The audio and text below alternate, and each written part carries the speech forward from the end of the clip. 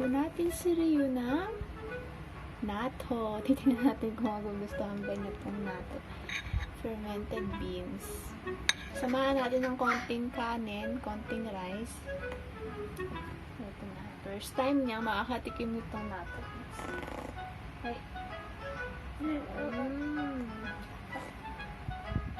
Okay ba? Ano na sabihin? Gusto mo ba? Uy. Uy, siya ba yung natto? Isa pa. Diba naman nun? Konting kanin na may ulam muna. Ito muna. Hindi muna natin sasama ng natto. Ay. Hihi. Ay. Tapos, samahan natin ng natto lang. Ito siya. Ito yung natto.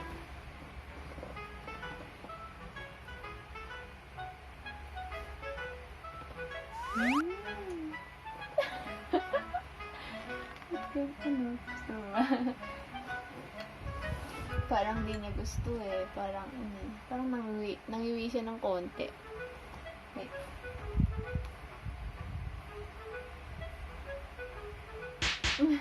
Sarap. Pero tinatanggap naman niya. Hindi naman siya umaayaw.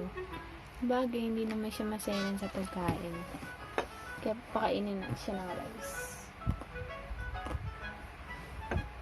Sarap. Hihi. Hihi. Tapos, sama na natin. Ihahalo ko na ng konti yung natto dito sa kanin. Para, hindi naman masyadong matapang yung magiging lasa ng natto. Dito sa rice. Tapos, may ulam na to actually. Halo natin. Uy, huwag mo galawin. Yan, maamoy. Sit down ka na. Balik ka na, balik. Subuan kita. Ay.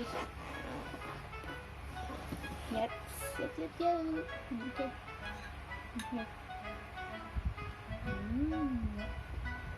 Nangingiwi ka, baby. Parang ayaw mo. Nakaiba yung taste. Huh? So, ayun po yung kanyang reaction sa natto, sa fermented beans, na kakaiba yung lasa. Hindi mo kasi maintindihan yung lasa nito eh, tsaka yung amoy. Hindi siya mabango. Hindi siya ganda yung amoy niya. Halika na, okay na. Uy, huwag yung galawin.